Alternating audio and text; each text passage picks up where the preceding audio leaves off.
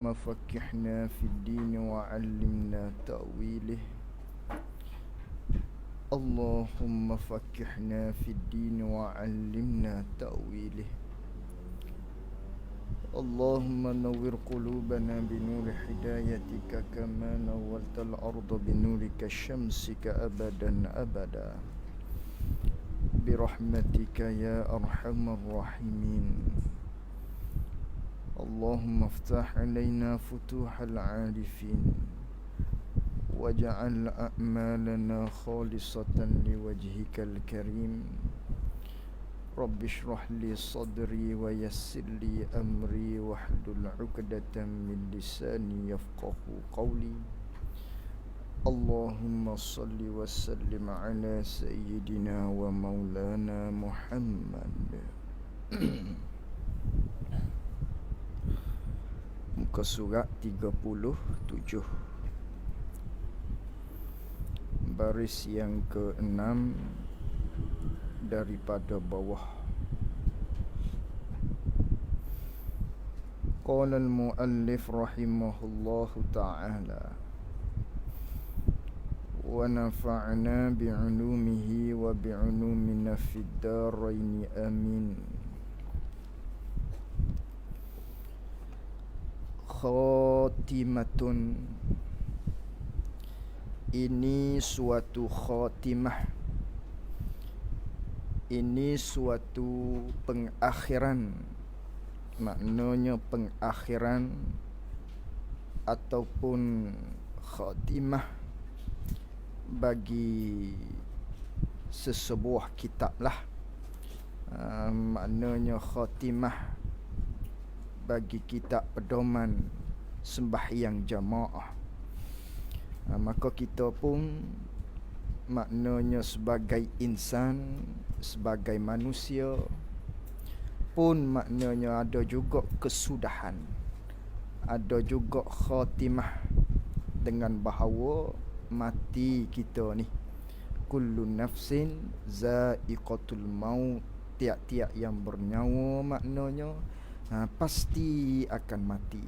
Maka kita doa kepada Allah Subhanahu wa ta'ala, kita minta kepada Allah Subhanahu wa ta'ala, mudah-mudahan pengakhiran kita, kesudahan untuk kehidupan kita maknanya dengan yang baik, bukan dengan yang dicela oleh Allah Subhanahu wa ta'ala.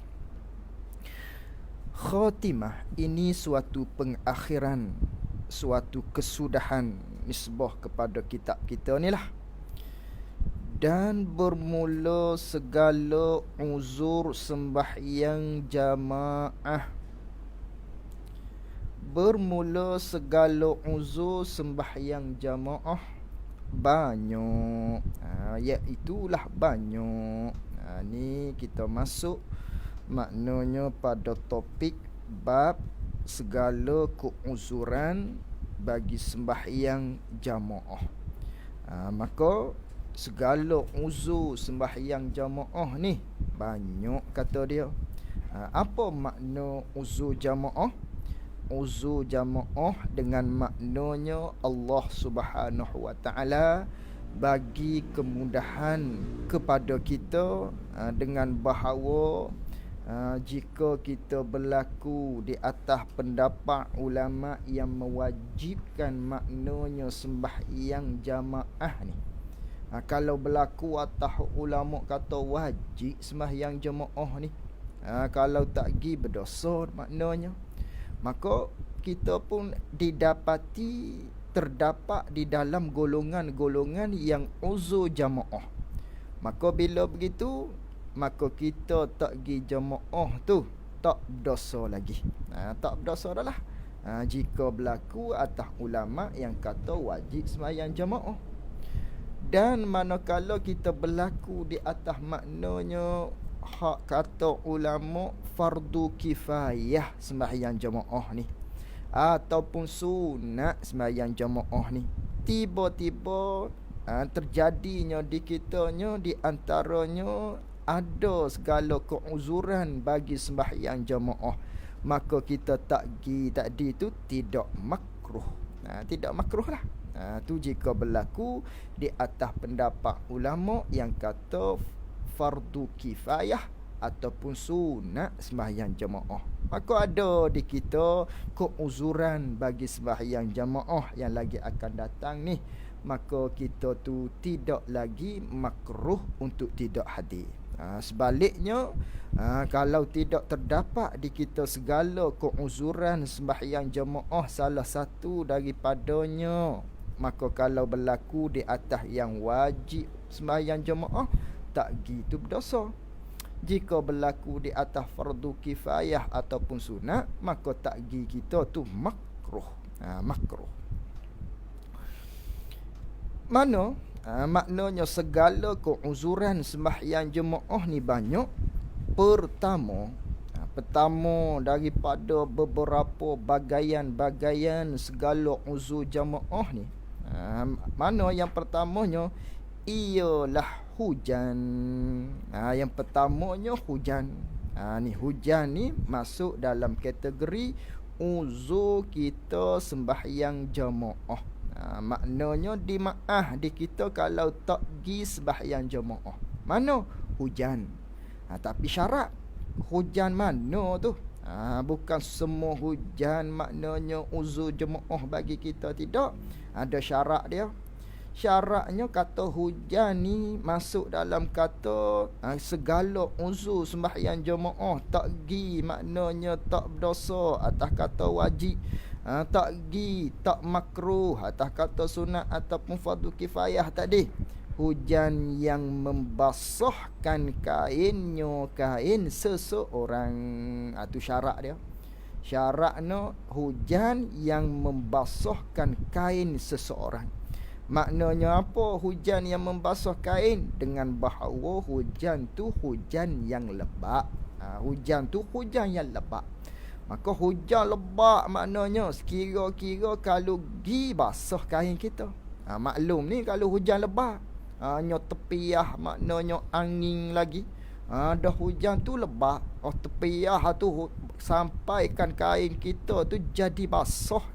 Ketika tu hujan keadaan begitu yang lebat, maka kita masuk dalam kategori uzur sembahyang jamaah. Tak gitu tak makruh jika berlaku atas sunat, dan tak dosa jika berlaku di atas yang wajib. Tu hujan yang lebat. Bersalahan hujan yang tiada membasahkan, yakni tiada membasahkan kain. Hak ni tak uzur ni, bersalahan dengan makna tak sama ataupun tak uzur bagi hujan yang tiada membasahkan, yakni membasahkan kain. Apa hujan yang tiada membasahkan kain? Nak taswir dengan bahawa ada ia hujan yang tiada membasahkan kain ni ialah hujan yang ringan. Hujan hok ringan. Apa tu hujan yang ringan? Tafsir hujan yang ringan tidak lebat. Hujan tu hujan lah, tapi hujan tu tak lebat. Sekira-kira tak lebat, tak basah kain kita kalau tembogi pun. Tu panggil hujan yang tidak lebat. Maka hak ni tak masuk dalam kata uzur jamaah. Kena gi juga. Berlaku di atas hak wajib, kena gi wajib, kena gi tak gi berdosa. Berlaku di atas fardu kifayah ataupun hak sunat, tak gi makruh tu. Tu hujan yang tidak lebat ataupun hujan yang ringan tadi. Atau boleh berjalan tempat yang teduh. Tu atas pada kata ada ia ringan.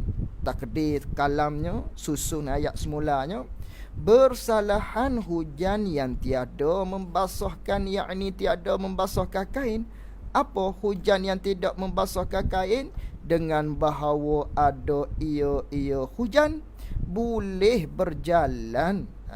Boleh berjalan tempat teduh. Hujan tu hujan lah, tapi kita nak pergi dia ada tempat teduh-teduh. Ada maknanya kalau hak jenis dekat dengan masjid ke, tempat dekat dengan maknanya tempat hak sembahyang jemaah ni, ada maknanya ada jenis teduhan. Ada awning dan sebagainya. Kalau gi pun tak basah kain kita, walau hujan tu hujan yang lebat sekalipun. Kerana apa?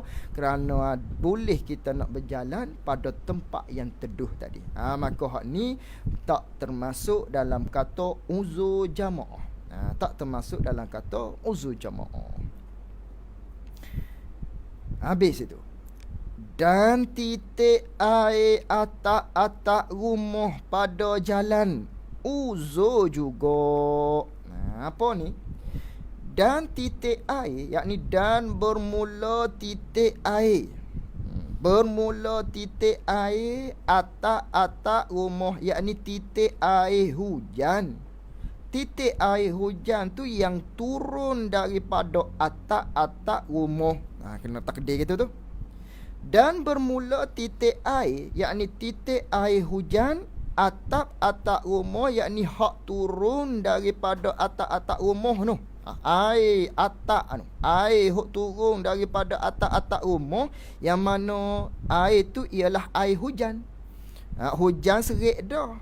Hujan reda dah, tapi masih lagi duk turun-turun. Maknanya daripada atap-atap rumah zin-zin kita tu, masuk di dalam longkang-longkang dan sebagainya. Hak tu. Bermula titik air hujan dari yang turun daripada atap-atap rumah tu pada jalan, hak turun pada jalan ni. Khabar uzur juga, yakni uzur jamaah juga. Kerana air tu sekira-kira maknanya semacam tadilah. Boleh membawa kepada basah kain kita. Maka uzur lah. Sebaliknya kalau tidak bawa pada basah kain kita, tu tak uzur. Tu tak uzur. Habis itu. Kedua daripada segala uzur sembahyang jemaah, keduanya lumpur seluk. Lumpur seluk. Lumpur seluk. Seluk tu lah. Seluk tu panggil lumpur. Lumpur seluk yang tiada disentosakan. Lumpur seluk mana? Hak kata masuk dalam kata uzur jemaah ni. Lumpur seluk yang tiada disentosakan, yang tidak selamat berlomo, yakni daripada berlomo di bawah kaki. Syaratnya lumpur seluk, yang mana lumpur seluk ni tak selamat daripada kena kaki kita. Tak selamat daripada berlomo pahko kaki kita. Maknanya kalau kita pergi pada tempat jamaah, bawa pada kaki kita tu kena seluk, ataupun terkena, ataupun sapa ko seluk tu sapa naik kaki kita, maka ketika tu uzur jamaah. Tak sama bab masalah maknanya kita pakai selipar. Kalaulah seluk tu hanya kodak-kodak gi di selipar saja, tu tak uzur jemaah. Hak ni hak kata uzur jemaah ni gi pah kaki. Naik pah ke kaki-kaki nah. Tu uzur jemaah. Kalau gi juga maknanya setakat selipar ya. Ataupun seorang tu mana tak gi jemaah ni. Ada lumpur tu depan tu, ataupun ada seluk tu sebab hujan lebat tadi. Kalau aku pergi kena habislah selipar Adidas aku ni mahal ni. Tu tak kira tu. Tu tak masuk dalam kata uzur jemaah. Uzur jemaah ni meleret pah ke kaki. Kena di kaki kita tu baru uzur jemaah. Dan kain atas pada kata kaki, dengan maknanya lumpur seluk yang tiada disentosakan berlomo di kain. Siapanya kena di kain, maka hak tu maknanya uzur jemaah. Kata berlomo di kaki dan di kain ni dengan sebab berjalan, yakni dengan sebab kita berjalan dalam keadaan berseluk ataupun dalam keadaan berlumpur tadi. Maka setengah daripada uzur jemaah. Itu yang kedua. Ketiga, yang ketiganya panas. Panah mana? Panah yang sangat.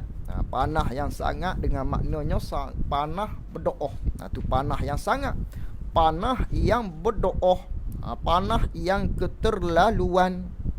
Panah yang keterlaluan yang menyakiti dengan dia dengan sebab panah yang keterlaluan tadi, panah yang sangat tu. Tu syarat dia. Bukan semata-mata panah saja, tapi panah tu pula hak berdoa. Panah sangat-sangat lah. Panah sangat-sangat tu pula yang menyakiti dengan dia dengan sebab panah yang sangat-sangat. Maknanya kalau kita pergi juga, panah tu panah hok berdoa, panah tu panah yang keterlaluan sehingga menyakiti dengan sebab panah tadi di kita. Apa makna menyakiti? Maknanya kalau pergi juga bawa pada pening kepala kau, tu panggil menyakiti tu. Dengan sebab panah tadi. Aku tak leh dengan cuaca panah ni. Oi, pening kepala lah aku kak. Ketika tu uzur jemaah. Tu yang ketiga. Tu tak ada payah mana ni.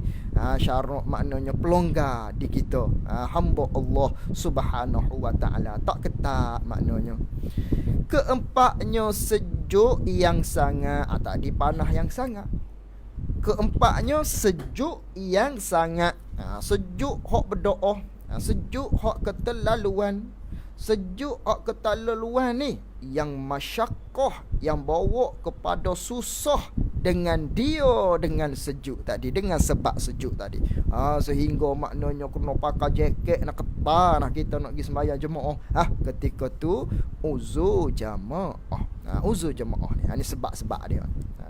Maknanya kalau berlaku atas wajib tak berdosa tak pergi. Jika berlaku di atas yang sunat, maknanya tidak makruh lagi tidak pergi. Tapi kalau pergi juga, pahala banyaklah kalau pergi juga. Kalau pergi juga tembur juga. Padahal di kitanya agama syarak tadi tu mengangkat dah kita, menghalang dah kita. Ataupun dengan sebab-sebab tadi tu maknanya pergi tu tak berdosa. Maknanya kalau tak pergi tak berdosa dah. Ataupun tak pergi tu tak makruh dah. Tiba-tiba pergi juga kita, lawan juga maknanya. Ketika tu pahala besar dah lah. Kerana syaratnya maknanya sudah beri bebas dah pada kita, tak pergi pun tak ada masalah dah. Tiba-tiba pergi juga, ketika tu pahalanya sangat besar, ganjaran daripada Allah Subhanahu wa taala. Tu makna. Kelimanya daripada sebab-sebab segala uzur jamaah ni, kelimanya gelak yang sangat. Gelak yang sangat maknanya gelak hak berdoa. Gelak yang sangat, gelak gelita kita panggil. Ataupun gelak gelemak. Bila gelak gelemak ni? Pada malam, yakni pada waktu malam, atau waktu subuh, yakni atau pada waktu subuh. Ni gelak gelemak. Gelak gelemak, sekira-kira gelak gelemak tu maknanya tak nampak jalan untuk kita pergi pada tempat jemaah. Tu maksud gelak gelemak. Tapi kalau gelak, tapi pergi dia tu ada cahaya. Kalau kita nak pergi tempat jemaah tu, ada maknanya boleh kita nak menuju pada destinasi tersebut dengan bahawa nampak. Ketika tu tak makruh, apa ni, tidak uzur. Uzur ni gelak gelemak, kalau sekira-kira pergi tak nampak nah jalan tersebut.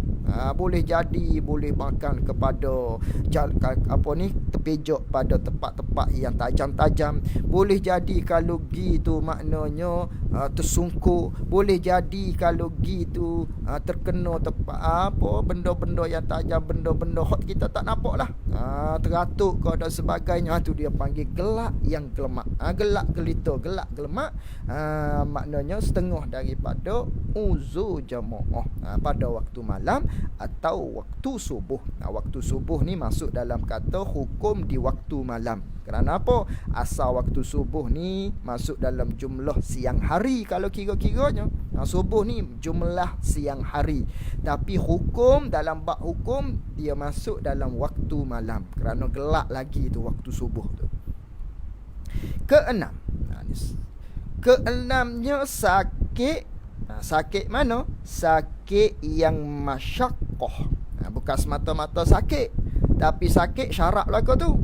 Sakit yang masyakkah, yang masyakkah hadir sertanya serta sakit tersebut. Sakit yang bawa pada susah.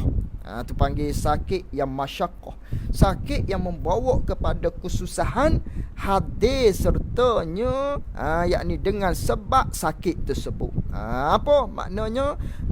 Sakit tu kalau kita pergi jadi bawa pada susahnya. Sebab apa? Sebab kita sakit. Sekira-kira kata sakit tu masyaqqah, kalau kita pergi juga dengan sebab sakit tadi yang menghilangkan sempurna khusyuk. Sakit yang bawa maknanya masyaqqah tadi tu yang menghilangkan sempurna khusyuk. Kerana sembahyang ni nak pada khusyuk di antaranya. Tiba-tiba kita sakit, maka kita pergi juga. Sakit tadi tu bawa pada hilang sempurna khusyuk. Sakit tu panggil yang masuk dalam kata segala uzur jamaah. Tapi kalau sakit tidak menghilangkan sempurna khusyuk, ketika tu tak masuk dalam kata uzur jemaah. Maknanya atas berlaku sunat kena pergi, sunat lagi kita pergi tu, tak pergi makruh. Berlaku atas wajib, tak pergi berdosa. Tu kalau sakit yang tidak menghilangkan sempurna khusyuk. Tapi kalau sakit ni bawa hilang khusyuk kita. Jadi sebab duduk teringat kau sakit tu lah, duduk kau sakit tu. Tu panggil hilang sempurna khusyuk.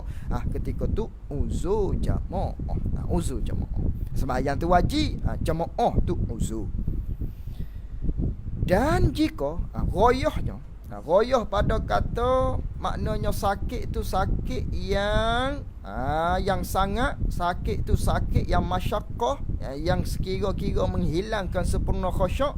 Dan jika tiada mengharus ia sakit tadi akan duduk pada sembahyang fardu sekalipun, yakni uzur juga. Sekiranya maknanya sakit tadi tu bukanlah maknanya dengan sakit tu boleh bawa pada kita dihukumkan kena duduk. Sekalipun dok gitu. Dengan makna sakit tu sembahyang berdiri juga. Maknanya bukan sakit tu boleh bawa pada harus duduk pada sembahyang fardu. Tu berat lagi tu. Ni walaupun maknanya qadar sakit hilang sempurna khusyuk je. Walaupun sembahyang tu maknanya kita tu wajib sembahyang berdiri lagi dengan sakit tu, tapi dengan qadar hilang sempurna khusyuk sekalipun uzur dah. Tak nanti maknanya kena sembahyang duduk baru uzur jemaah dah. Sembahyang berdiri pun dia tu maknanya dalam syarak kita hukum dia ni wajib sembahyang berdiri lagi ni, tapi dia sakit tu bawa pada hilang khusyuk. Uzur jemaah dah tu. Apatah lagi maknanya dia sakit sehingga syarak suruh dia duduk hak dia sembahyang fardu. Hak tu uzur lah. Uzur jemaah dia. Tiada uzur, titik situ. Tiada uzur sakit kepala yang sedikit. Dah tadi dia kata sakit yang masyaqqah hadir sertanya yang menghilangkan sempurna khusyuk. Tiada uzur sakit kepala yang sedikit dan demam yang ringan. Ni tak masuk dalam kata sakit masyaqqah hadir sertanya yang menghilangkan sempurna khusyuk. Ni tak masuk. Tak masuk dengan makna tak uzur orang tadi. Hak sakit kepala sikit-sikit je ataupun demam sikit-sikit je, demam ringan orang panggil, hak tu tak masuk dalam kata uzur jemaah. Sakit sikit-sikit ni hak sakit kepala hak kuat sekira-kira tengok.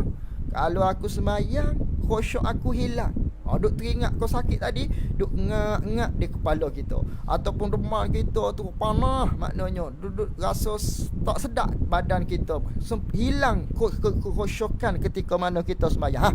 Sakit tu baru uzur jemaah. Tapi sakit kepala sangat, maknanya aku masuk dalam kategori uzur jemaah ni.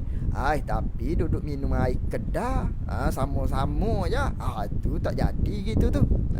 Maknanya tak uzur jemaah lagi tu kalau begitu sekian tu. Kata sakit, tapi pergi kedah boleh, pergi ekonsif beli boleh.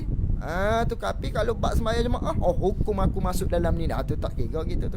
Tu sakit yalah lah. Hak betul-betul sakit yang menghilangkan sempurna khusyuk tadi. Baru masuk dalam kata uzur jamaah. Habis. Ketujuh daripada segala uzur jemaah, bertolak-tolak hadas. Bertolak-tolak hadas. Ketujuh, bertolak-tolak hadas. Apa makna bertolak-tolak hadas? Tu kurungan tu makna bagi bertolak-tolak hadas tu. Yakni nak kencing satu, nak berak kedua, yang ketiganya nak keluar angin. Yakni nak keluar angin daripada dubur, maknanya ketung lah, ketung. Tu panggil tolak-tolak hadas. Ni masuk dalam kata uzur jamaah. Sebab apa? Bertolak-tolak hadas ni, nak kencing sangat-sangat, ada berasa nak berak ataupun berasa nak ketung, dia setengah daripada uzur jamaah. Sebab makruh sembahyang serta bertolak-tolak hadas tersebut, ataupun serta nak kencing tadi, ataupun serta berasa nak berak, ataupun serta nak keluar angin ketung tadi. Tu makruh sembahyang serta dengan hal tersebut tadi. Nak berak sangat, makruh tu kita sembahyang kita tu. Ataupun nak kencing sangat tu, berasa nak kencing, kita pun sembahyang juga. Sembahyang kita tu hukumnya makruh. Dalam keadaan makruh sah sembahyang, tapi makruh kerana apa? Kerana kita sembahyang tadi tu duduk teringat pada hak kita nak kencing tu. Sembahyang jadi tak khusyuk. Nak kencing ni cepat-cepat jadi sembahyang. Nak berak ni, sakit perut ni, cepat-cepat kita nak sembahyang. Jadi hilang kekhusyukan kita tu. Hilang kita nak buat ibadat kepada Allah Subhanahu Wa Taala dari sudut ingatannya. Kerana apa? Ingat kepada benda lain tadi. Maka kerana tu makruh sembahyang dalam keadaan kita bertolak-tolak hadas. Dah begitu makruh jugalah dalam bab sembahyang maka begitu masuk dalam kata uzur lah. Ketika mana kita nak sembahyang jemaah, masuk dalam kata uzur jemaah. Masuk dalam kata uzur jemaah. Ini titik situ. Ini apa? Ini kata bertolak-tolak hadas ni uzur jemaah, ada syarat dia weh. Kata maknanya bertolak-tolak hadas ni maknanya adalah masuk dalam kata uzur jemaah. Ini jika tidak dapat selesai. Ni syarat dia ni. Dia nak bagi dah ni. Kata maknanya bertolak-tolak hadas ni uzur jemaah jika tidak dapat selesai, yakni tidak dapat selesai daripada kencing dan berak, dan bersuci, yakni tidak dapat selesai daripada nak bersuci daripada kencing dan berak. Kata tidak dapat selesai daripada kencing dan berak dan tidak dapat selesai daripada basuh kencing dan berak tu sebelum daripada luput jamaah. Sebelum daripada habis jemaah tu, barulah maknanya dia panggil uzur jemaah. Tapi dan jika dapat selesai, tapi kalaulah dapat selesai, yakni dapat selesai daripada kata kencing berak, dapat selesai daripada bersuci daripada kencing berak, gitu, takdir begitulah.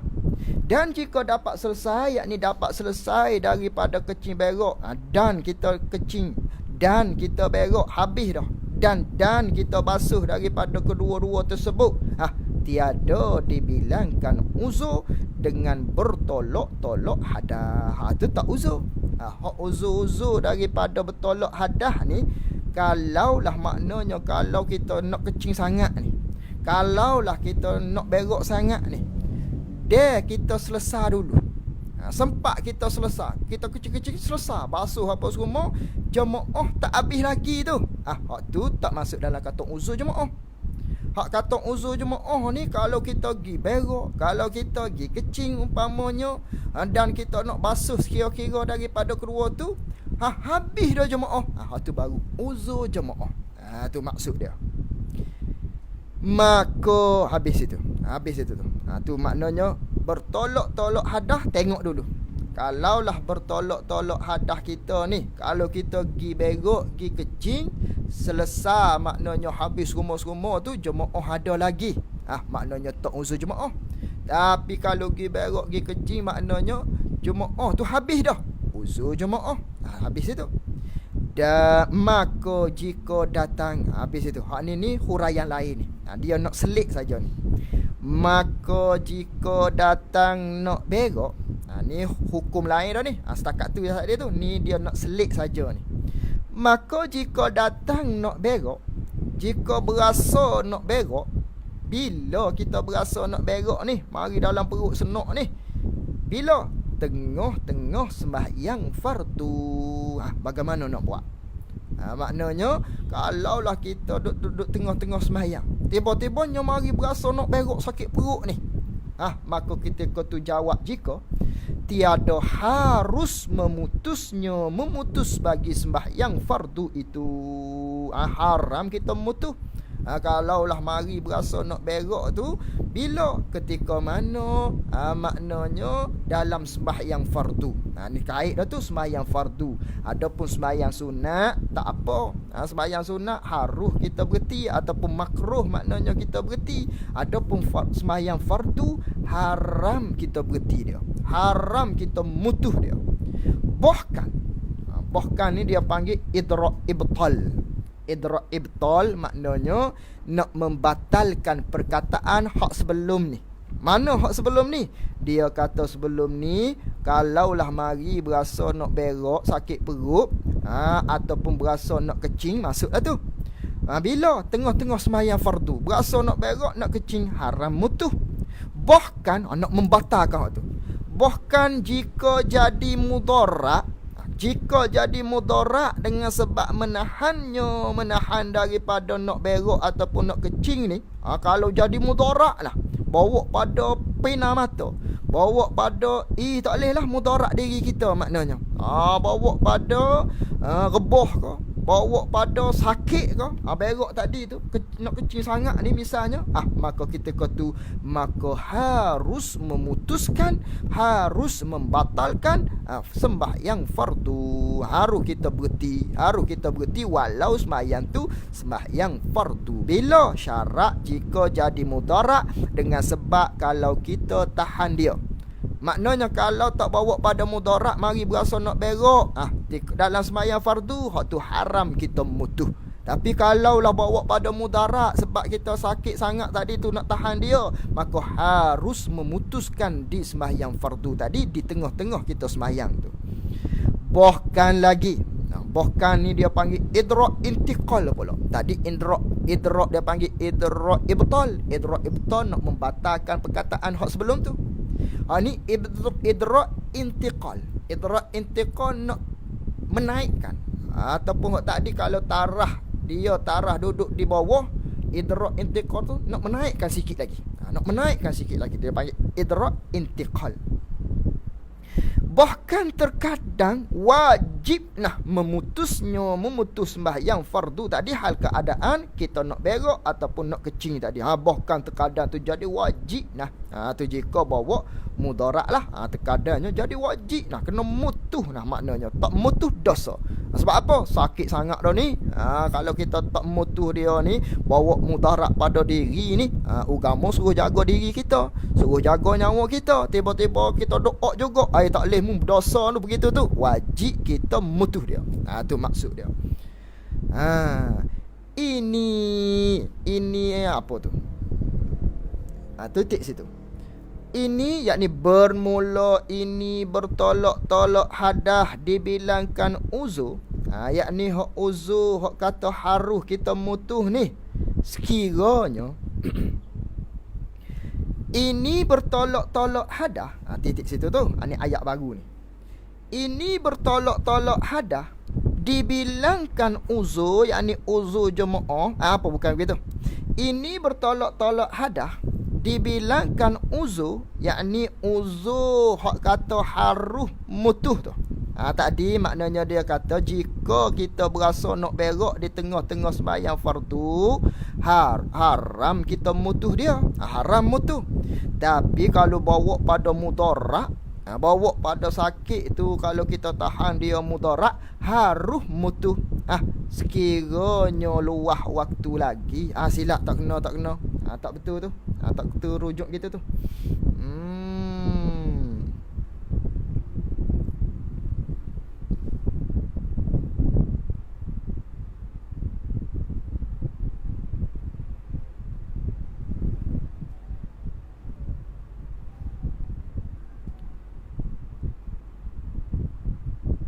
Nak gimana tu? Nanti dulu.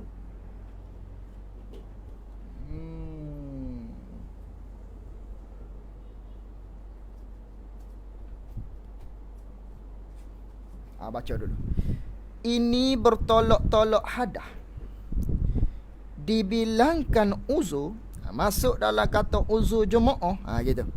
Ini bertolak-tolak hadah dibilangkan uzur, yakni dibilangkan uzur jemaah atas tadi. Ketujuh, bertolak-tolak hadah, masuk dalam kata segala uzur jemaah, gitu. Ini bertolak-tolak hadah ni dibilangkan uzur, yakni uzur jemaah sekiranya luah waktu lagi. Kalaulah waktu tu luah lagi, maka uzurlah dia. Maka jika picik waktu, jika waktu tu nak habis dah, haram takhir sembahyang, haram kita menakhirkan sembahyang kita daripada berhadah tadi, daripada bertolak-tolak hadah tu. Kerana demikian kita nak berak dan nak kecing tadi ataupun nak ketung tadi. Ketika tu haramlah kita takhir kerana sembahyang tu nak habis dah ni. Sembahyang nak habis dah ni. Tiba-tiba kita takhir juga sebab nak pergi selesai berak dulu, sebab nak pergi selesai kecing dulu. Ketika tu tak boleh. Kena sembahyanglah dalam keadaan kita nak berak, kita sembahyanglah dalam keadaan kita nak kecing. Sembahyang dengan gitu. Kerana apa? Kerana waktu tu nak habis dah. Waktu tu nak tamat dah. Tu. Bahkan sembahyang ia seseorang serta bertolak-tolak hadah tadi tu tidak makruh lagi. Tak makruh dah lah. Tadi kata makruh tadi. Awal tadi tu makruh kalau sembahyang dalam keadaan kita tu bertolak-tolak hadah. Tapi dalam masalah ni tak makruh dah. Kerana apa tak makruh? Kerana masanya sempit dah. Kalau kita juga pergi selesai dulu kecing berak, bawa pada waktu tu luar daripada sembahyang dah lah, kita sembahyang nanti. Tapi kalau waktu tu luar, silakan pergi berak dulu, pergi kecing dulu. Kerana sembahyang dalam keadaan nak berak, nak kecing itu makruh. Maka kena mendahulukan waktu dulu. Itu kalau waktu tu luar. Tapi kalau waktu tu sepit dah ni, kalau sekira-kira pergi qada hajat dulu, luar waktulah kita sembahyang nanti. Ketika tu tak makruh lagi kita sembahyang dalam keadaan kita berak dan kita berak, nak berak ataupun nak kecing. Tak makruh lagi.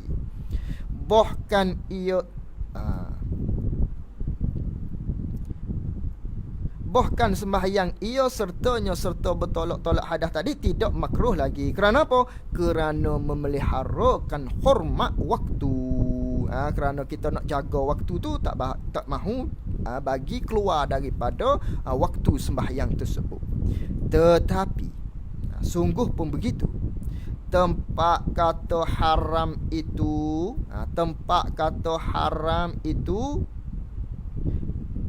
tetapi tempat kata haram itu, haram mana pula ni? Haram kata takhir sembahyang kerana demikian itu tu tadi. Maka jika picik waktu, haram takhir sembahyang kerana demikian itu, demikian nak berak dan nak demikian itu, demikian bertolak-tolak hadah tu. Tetapi tempat kata haram itu jika tidak takut mudarat diri seseorang. Kalaulah kita tadi, maknanya haram kita takhirkan sembahyang jika tidak takut mudarat diri dia. Dan jika takut mudarat dengan menahan demikian bertolak-tolak hadah ni, hendaklah selesai ia seseorang akan diri seseorang jika tu jadi pening dah tu, jadi peling dah. Jadi peling kena berhenti situ jadi peling jadi pelik ibarat. Kita ambil semula ketujuh. Sekali lagi tu kita kena khatamkan ni. Nak khatamkan sikit lagi tu. Berhenti situ. Ketujuh bertolak-tolak hadah. Jadi peling dah tu. Jadi penah mata dah. Pada kita baca muhimmah pula.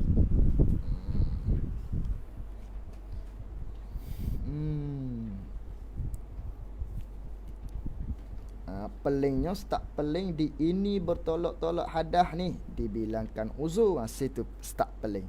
Nanti kita baca semula. Wallahu alam. Kita baca sekali lagi nanti tu.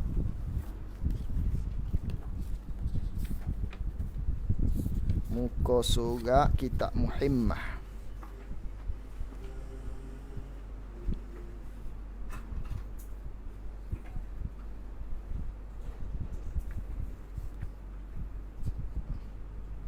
Muka surat apa Muhimmah? Muka surat sebelah.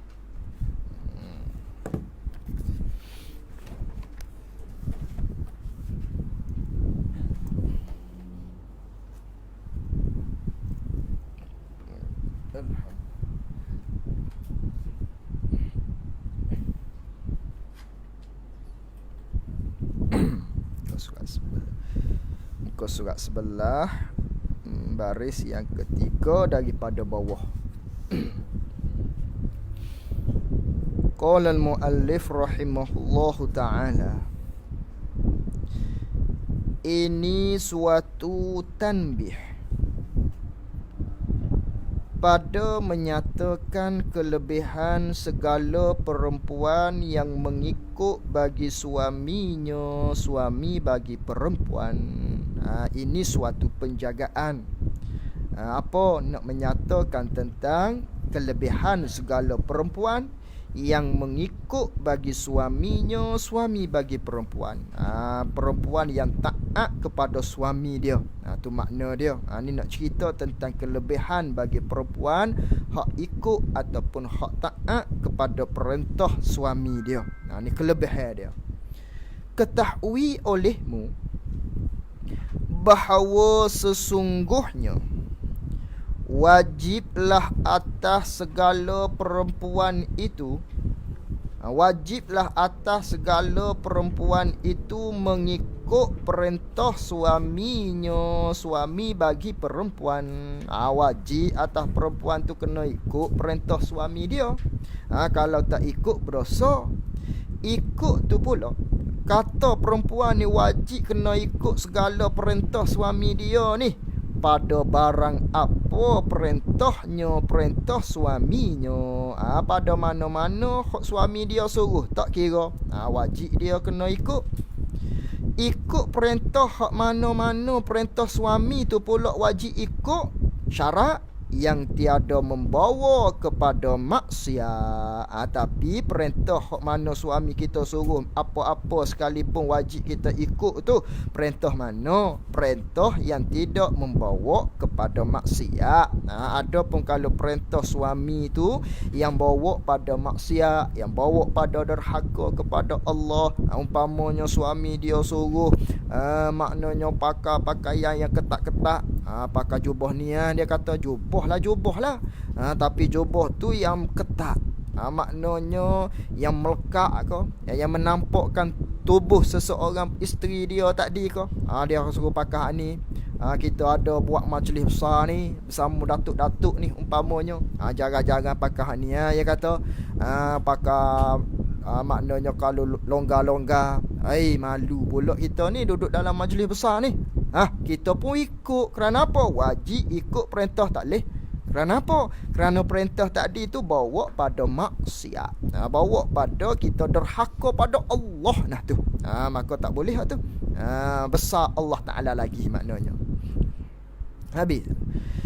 Dan tiada harus, yakni haram, perempuan itu menyalahi akan suruh suaminya, suami perempuan, atau tegahnya, yakni atau menyalahi akan tegahnya, tegah suami. Apa ni tegahnya? Tegah bagi suruh suami tadi. Haram bagi perempuan tadi.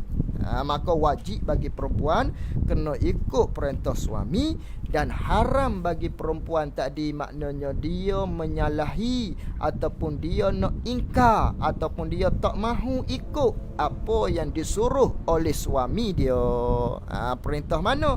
Perintah yang tidak maknanya melanggar syarak. Wajib dia kena ikut, haram bagi dia menyalahi akan suruh suami dia. Hak suruh mana? Suruh hak tidak melanggar ketentuan ataupun hukum daripada Allah Subhanahu wa taala. Kerana apa?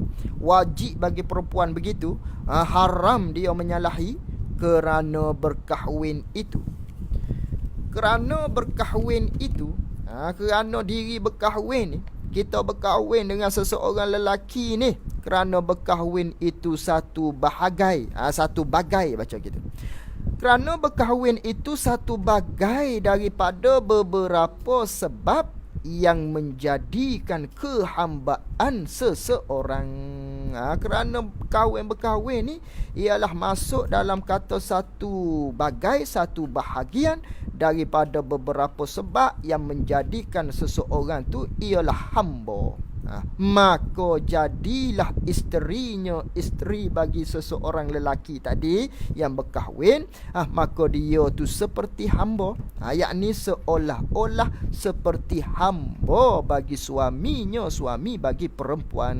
Ni bagi orang perempuan, dia kena tanam di kepala otak dia ni. Dia kena tanam, dia kena ingat semua ni. Aku berkahwin ni setengah daripada rupa aku jadi hamba. Yang ni aku ni seolah-olah aku ni hamba kepada suami aku. Apa makna hamba? Seolah-olah aku ni seperti hamba bagi suami, dengan maknanya apa yang dia suruh selagi mana perintah tu tak melanggar syarak, maka wajib aku kena ikut. Tak ikut berdosa aku ni. Apa suami aku suruh, kalau aku ingkar dia, kalau aku tak turut dia selagi mana suruhan dia tu tak melanggar syarak, bukanlah suruhan dia tu bawa derhaka pada Allah, kalau aku tak ikut dia, haram aku ni, berdosa aku ni. Tu dia panggil seolah-olah kita seorang perempuan yang berkahwin dengan mana-mana lelaki, dia tu seperti hamba lah. Hamba apa? Nisbah mana? Nisbah kena ikut segala perintah. Kerana hamba begitu. Hamba dia ikut belaka apa Tok Ngulu dia kata. Kerana dia hamba, kena ikut belaka. Maka perempuan hak jadi isteri orang ni, seolah-olah dia tu hamba. Seolah-olah pada pihak kena ikut segala perintah suami dia. Hak suami dia suruh, wajib dia kena taat. Tu rupaan bagi seseorang perempuan tu begitu. Demikianlah kata maknanya perempuan ni seperti hamba, seolah-olah seperti hamba. Demikianlah disebut oleh Imam Ghazali di dalam kitab Ihya Ulumuddin. Begitulah kata Imam Ghazali dalam kitab Ihya Ulumuddin. Maka setengah daripada kelebihan perempuan, ni baru nak cerita. Tadi dia baru bagi tahu saja. Perempuan dia kena ikut segala perintah suami dia. Maka setengah daripada kelebihan perempuan mengikut bagi suaminya, suami bagi perempuan itu, setengah daripada kelebihan dia hok taat pada suami ni, masuklah ia perempuan yang taat pada perintah suami itu masuk ke dalam syurga. Ini kelebihan dia, masuk dalam syurga Allah Subhanahu wa taala. Mafhumnya kalaulah dia menyalahi perintah suami dia, hal keadaan suami dia tu tak reda, maka neraka jawab dia. Tu kerana wajib dia ikut perintah suami. Maka orang yang ikut perintah suami bagi seseorang perempuan ni, kelebihan dia masuk dalam syurga Allah Subhanahu wa taala. Seperti sabda Nabi sallallahu alaihi wasallam, apabila mengerjakan oleh perempuan akan sembahyang 5 waktu dan mengerjakan akan puasa Ramadan dan memelihara ia perempuan akan farajnya, faraj bagi perempuan, dan mengikut ia perempuan akan suaminya, yakni mengikut akan perintah suaminya, dan mengikut ia perempuan akan suaminya, yakni pada pihak perintah daripada suami dia ikut, Nescaya dikata baginya, bagi perempuan yang taat pada suami, yang dia tu sembahyang 5 waktu cukup, yang dia tu mengerjakan akan puasa di dalam bulan Ramadan, dan dia tu pula jaga farah. Bagi perempuan tadi ni, masuklah olehmu. Dikatakan baginya, bagi perempuan tadi, masuklah olehmu akan syurga daripada mana-mana pintu yang engkau kehendaki. Ini ganjaran besar bagi perempuan. Maknanya masuk syurgalah dia. Dengan syaratnya jaga 5 tadi. Tu mudah je bagi perempuan. Jaga 5 tadi, masuklah dia mana-mana pintu syurga hak dia nak. Mana di antaranya? Dalam lafaz Arabnya begini. Kata Nabi sallallahu alaihi wasallam, "Iza sallat al-mar'atu khamsaha." Apabila seseorang daripada perempuan tu dia sembahyang 5 waktu. Sembahyang 5 waktu maknanya dalam keadaan haid, tak sembahyanglah dia. Dalam keadaan haid. Kerana haid tu bawa pada menegah akan sembahyang. Melainkan istihadah. Istihadah wajib sembahyang. Ni istihadah pun tak wajib sembahyang. Berat. Istihadah tak wajib sembahyang. Cuma adalah hukum-hukum dia, bagaimana nak mengenali istihadah, bagaimana nak mengenali haid, apa semua tu. Iza salat al-mar'atu khamsaha. Kata Nabi SAW, apabila seseorang perempuan tu sembahyang 5 waktu, dia jaga waktu maknanya. Dia sembahyang. Melainkan waktu uzur je dia tak sembahyang tu. Wa shamat syahraha. Dan dia berpuasa di dalam bulan Ramadan. Wa hafizat farjaha. Dan dia jaga kemaluan dia. Dia tak bagi pada mana-mana lelaki, melainkan pada suami saja. Wa ata'at zaujaha. Yang keempatnya, dia maknanya taat pada suami dia. Cukup pak ni. Besar dah tu. Pak ni je tu. Ada bagi lelaki banyak lagi kena buat. Kena masuk maknanya taat pada ibu bapa lagi. Banyak lagi perkara-perkara bagi lelaki ni. Ada pun perempuan hak ni je. Sembahyang dia jaga, puasa dia jaga farash dia, dan dia taat pada suami dia. Kilalaha, maka dikatakan daripada pihak Allah di akhirat kelak, udkhulil jannata, masuk olehmu akan syurga, min ayyi abwabil jannati syi'ti, mana-mana pintu daripada mana-mana pintu hakmu nak masuk, masuklah mana-mana pintu. Tu kak, sukalah dia. Maknanya syurga tu dia boleh masuk mana-mana pintu hak dia nak. Tu kelebihan bagi perempuan yang taat pada suami dia, dan dia kena jaga sembahyang, puasa, jaga farash dia daripada dimakan oleh lelaki-lelaki yang lain. Tu jaga-jaga hak tu ya. Jaga hak tu je, habis cerita. Habis. Telah menceritakan akan dia akan ini hadis. Hadis tadi tu oleh Ahmad, yakni oleh Imam Ahmad. Dan lagi cetera Ummi Salamah. Ummi Salamah ni salah seorang daripada isteri Nabi. Tu Ummi Salamah, Ummus Salamah. Dan lagi cetera, lagi diriwayatkan daripada Ummus Salamah radhiyallahu anha, barang di mana perempuan, mana-mana perempuan, atau barang di mana ada perempuan, yakni mana-mana perempuan, tak kira siapa, mati ia perempuan, yakni yang mati ia perempuan, padahal redha suaminya, suami perempuan tersebut dengan perempuan itu, nescaya masuk ia perempuan yang mati dalam keadaan redha suami ke dalam syurga. Apa maksud redha suami? Yakni suami dia tu puas hati maknanya. Maknanya lawan bagi kata tak redha ialah suami tu tak puas hati. Aku tak puas hati kau isteri aku ni. Tak puas hati aku kau tena ni. Tu panggil tak redha. Redha ni suami dia puas hati. Suami dia biarlah hok sedikit sebanyak apa semua tu. Tu panggil redha suami panggil. Suami dia maaf apa semua tu. Puas hati suami dia. Dia mati dalam keadaan dia tu diredai oleh suami dia. Maka masuk perempuan tadi ke dalam syurga. Tu lafaz Arabnya, maknanya ayyumamra'atin matat zawjuha radin anha dakhalat jannah. Mana-mana perempuan dia mati hal keadaan suami dia redha pada dia, dakhalat jannah, maka masuklah perempuan tadi ke dalam syurga. Dan lagi sabda Nabi sallallahu alaihi wasallam, sebaik-baik laki-laki, tak kiralah mana-mana laki-laki daripada umatku itu, ialah yang terlebih, yang terlebih baik tu, bukan yang terlebih iaitu tu, terlebih baik. Silap tu, baiki kitab sikit. Jangan pakoh, maknanya bulaklah tepi, buat la'ala sawab, yang betulnya, mudah-mudahan yang betulnya yang baik, yang terlebih baik gitu. Dan lagi sabda Nabi sallallahu alaihi wasallam, sebaik-baik laki-laki, tak kira mana-manalah laki-laki tu daripada umatku itu, kata Nabi sallallahu alaihi wasallam, hak sebaik-baiknya, yang terlebih baik mereka itu laki-laki daripada kalangan umatku bagi segala perempuan. Hak tu lah maknanya hak terlebih baik, bagi daripada segala laki-laki daripada umat Nabi, iaitulah hak terlebih baik bagi segala perempuan, mereka itu laki-laki.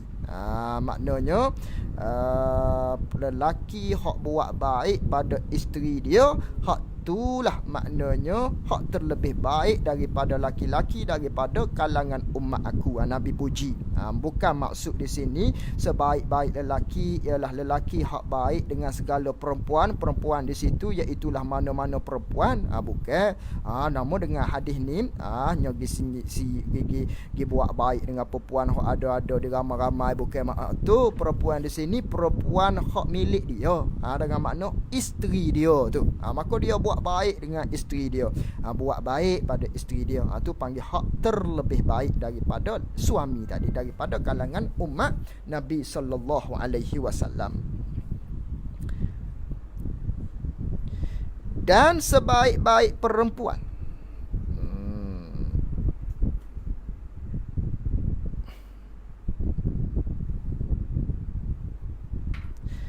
dan sebaik-baik perempuan daripada umatku itu pula. Ni hak balik perempuan pula. Tadi hak balik laki. Laki-laki hak paling baik daripada umat Nabi, daripada umat aku, kata Nabi, ialah lelaki hak buat baik dengan perempuan. Apa makna hak buat baik pada perempuan? Hak buat baik pada perempuan dengan makna lelaki hak tak buat jahat pada isteri dia, lelaki hak tak zalim pada isteri dia, lelaki hak tak buat naya pada isteri dia. Tu dia panggil lelaki, suami hak baik kepada isteri dia, terhadap isteri dia. Dia tak buat naya pada isteri dia. Lelaki tadi, suami tadi tu tak godes isteri dia, tak pukul isteri dia. Tu panggil suami yang terlebih baik daripada kalangan umat Nabi Muhammad sallallahu alaihi wasallam. Juga masuk dalam kata yang terlebih baik tu suami yang tidak membiarkan isteri dia derhaka pada Allah. Tu masuk juga tu. Kalau dia biar isteri dia derhaka pada Allah, tak tegur isteri dia buat maksiat, tak tegur isteri dia tak pakai tudung, tak tegur isteri dia pakai ketak-ketak, tak tegur, biarlah, aku nak jadi baik, dia kata. Kerana Nabi kata yang terlebih baik tu ialah lelaki yang baik kepada isteri dia. Hak tu jahat tu, menzalimi panggil tu. Kerana kita tak tegur ataupun kita biarkan isteri kita tadi tu derhaka kepada Allah Subhanahu wa taala. Tak masuk dalam hadis tadi. Nak masuk dalam hadis tadi, dia kena tegur. Tu panggil lelaki yang terlebih baik daripada kalangan umat Nabi Muhammad kepada segala perempuan. Dan sebaik-baik perempuan daripada umat aku itu pula, yang terlebih baik mereka itu segala perempuan, yakni isteri, bagi suami mereka itu segala perempuan. Dan terlebih baik daripada kalangan umat aku hak dari sudut perempuan pula, hak mana dia yang terlebih baik, dia buat baik kepada suami dia, ikut segala perintah suami dia, atau panggil yang terlebih baik, dia buat baik kepada suami dia lah. Tu hak perempuan. Lalu tu dan terangkatlah, yakni naiklah bagi tiap-tiap perempuan daripada umat aku itu. Silap. Dan terangkatlah dan naiklah bagi tiap-tiap perempuan daripada mereka itu umat aku. Terangkat naik bagi perempuan tadi. Terangkat darjat bagi perempuan yang terlebih baik bagi suami dia tadi pada tiap-tiap siang dan malam. Tiap-tiap siang dan malam, tiap-tiap hari, maknanya tiap-tiap hari itulah darjat dia naik di sisi Allah Subhanahu wa taala. Cuma dia tak nampak ya. Tiap-tiap hari dah dia taat pada suami tu, tiap-tiap hari, tiap-tiap masa, tiap-tiap siang, tiap-tiap malam bergilih ganti, maknanya siang dan malam tadi duk taat pada suami dia. Tiap-tiap kali dia taat tadi siang malam tu, tiap-tiap detik tadi tu, maknanya kalau dibuka hijab oleh Allah Ta'ala, dia nampak darjat dia di sisi Allah senantiasa duk naik. Duk naik darjat dia di sisi Allah Subhanahu wa Ta'ala. Ini lebih sungguh bagi perempuan yang taat pada suami dia.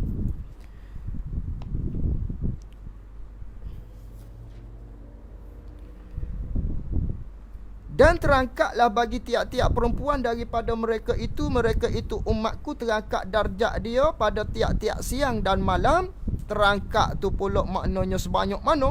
Sebanyak pahala 1000-1000 syahid yang mati mereka itu yang syahid. Mati mana orang yang syahid ni? Mati di dalam perang sabilillah.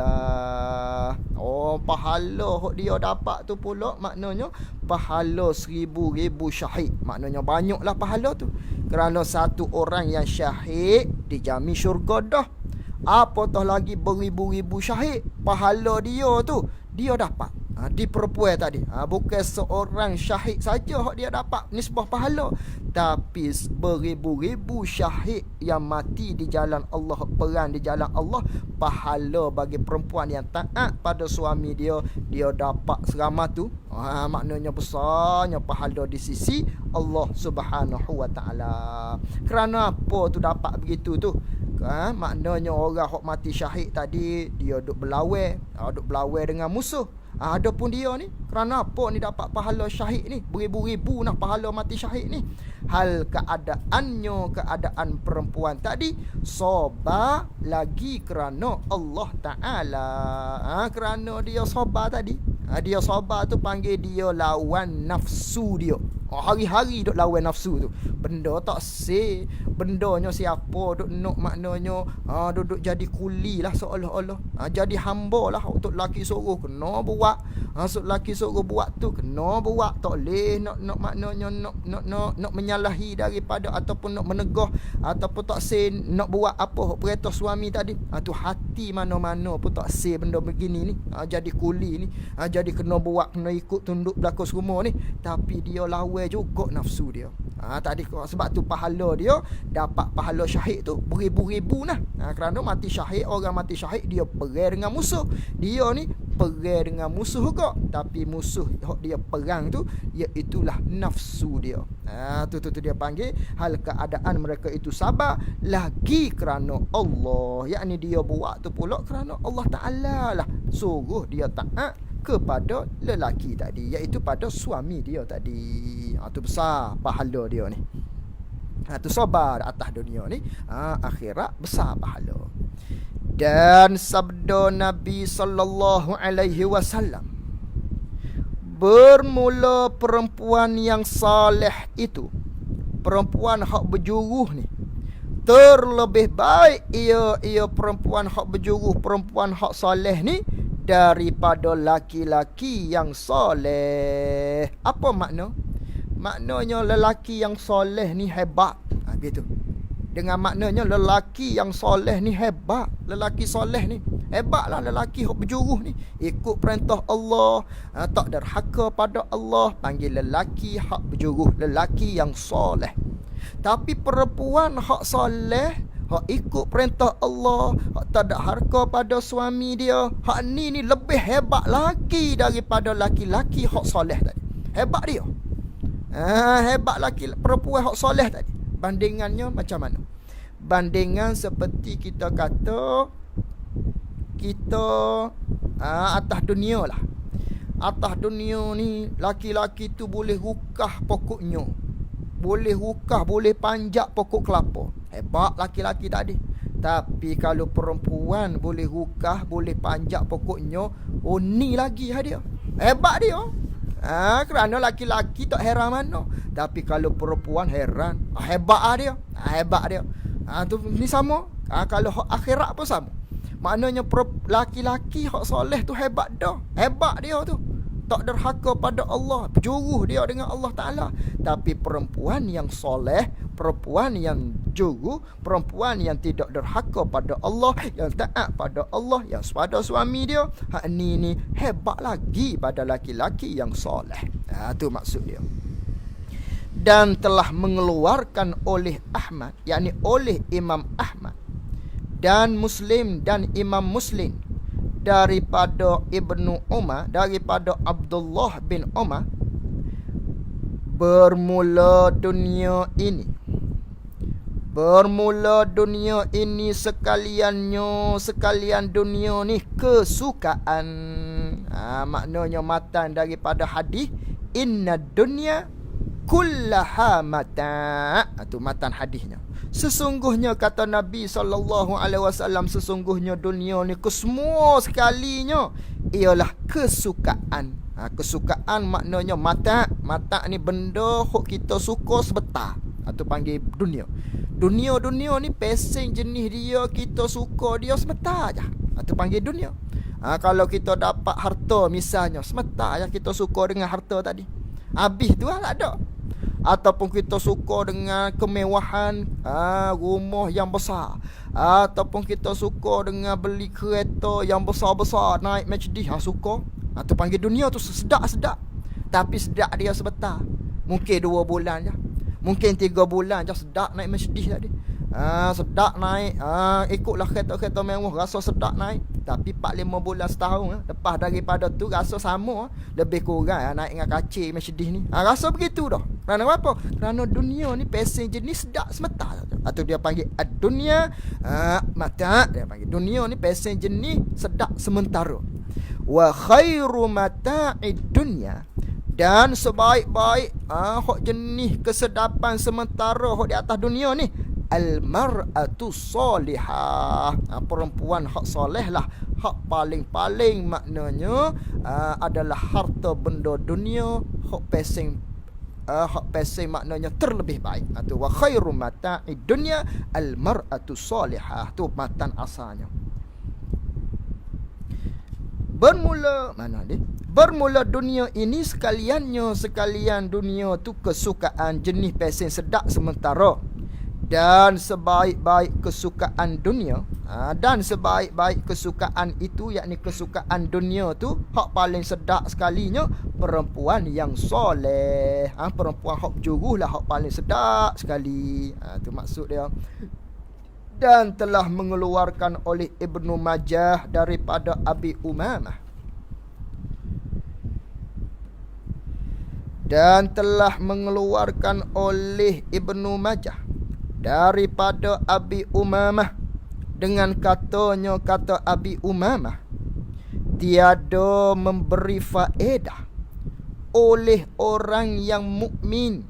Kata Abi Umamah, tidak memberi faedah oleh orang yang mukmin, orang yang beriman, kemudian daripada takut bagi Allah Ta'ala akan kebajikan baginya, bagi orang yang mukmin tadi. Kata dia tak beri faedah oleh orang yang beriman, hak selepas daripada dia takut pada Allah Ta'ala, itulah kebajikan hak besar sekalinya. Hak lepas daripada tu tidak ada beri faedah daripada isterinya yang soleh, yakni daripada memperolehi isteri yang soleh. Maknanya apa? Maknanya bagi orang yang beriman, takut pada Allah tu pakak hak besar sekali. Hak tu lah hak besar sekalinya. Tapi hak lepas daripada tu tak ada dah benda lain. Hak paling maknanya sedap sekali. Hak faedah sekali bagi orang yang beriman selain daripada takut pada Allah. Lepas daripada tu selalu dah, iaitulah mempunyai isteri yang solehah. Hak tu Hak tu hak maknanya hak terlebih memberi faedah. Selain daripada takut pada Allah. Asal hadisnya bunyi mastafadal mu'min ba'da taqwallahi khairan lahu min zaujatin salihah. Tu asal matan hadis dia. Ada begitu. Perempuan yang soleh ni adalah idaman-idaman. Idaman sekali. Maka bagaimana ciri-ciri dia? Maka menyuruh oleh suaminya maka menyuruh oleh suaminya suami bagi perempuan akan isteri. Ciri-ciri dia ni. Kalaulah suami dia suruh, nescaya mengikut perempuan itu akan suami dia. Tu in amaraha atau athu. Apabila suami dia suruh apa-apa pekerjaan, maka dia ikut suami dia tadi. Apa suami dia suruh. Bukan kata lawan tak. Dia ikut apa suami dia suruh. Dan jika memandang ia suami kepada isteri yang solehah tadi, nescaya menyukakan ia isteri yang soleh akan suaminya, yakni apabila suami dia memandang kepada dia. Tu wa in nazara ilaiha sarrathu. Apabila suami dia tengok pada dia, rasa sejuk hati dia. Tu menyukakan hati dengan makna rasa sejuk hati, tenang, tak serabut. Ni dok tengok serabut aku tengok kamu. Tu tak sedap tu gitu tu. Tu bagi isteri yang tidak soleh, tidak solehah.